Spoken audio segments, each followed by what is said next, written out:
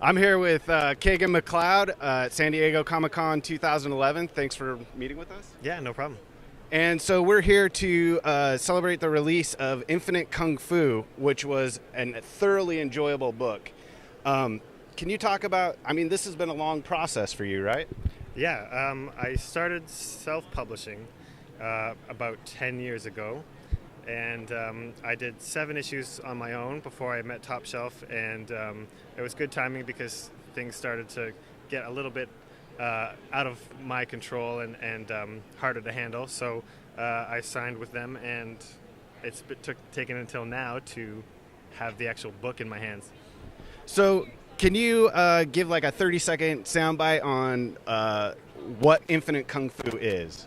Sure. It's a supernatural kung fu epic. Immortals finding teachers, immortal teachers finding students on Earth to help set the destroyed world back to normal. But most of them turn bad and study an evil type of kung fu, which warps the mind and just turns you evil. And now you're a big fan of Kung Fu, so how did you come up with the idea with mixing the supernatural in and kind of there's zombie elements in there? So how did all of that come together? Well, I mean, a lot of the stuff that I like is, 1970s stuff. I was born in 1978, so I missed all the late 60s and 70s exploitation movies. So when I discovered them, I just kind of ate up all the different genres, and they all kind of were made around the same time, and they were influenced by each other. So in black exploitation movies, there's kung fu elements, and kung fu movies were marketed to the same audiences. So I just thought it was natural to put them together.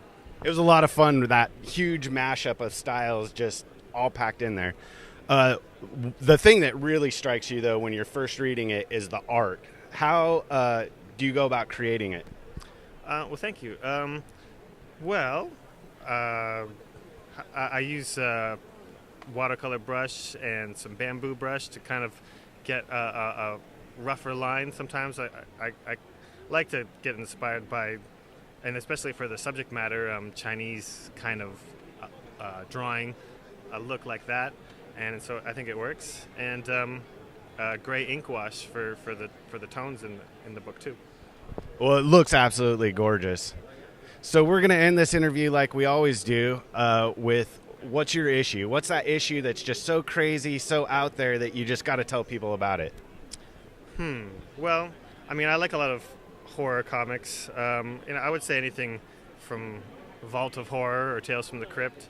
I like issues of Creepy. I'd have to think harder to pick one specific one, but pretty much all of them involve someone being a dick and dying in the end for it. So I think it's a good, good message. All right, well, thanks for meeting with us and talking about Infinite Kung Fu. Yeah, no problem. Thanks for having me.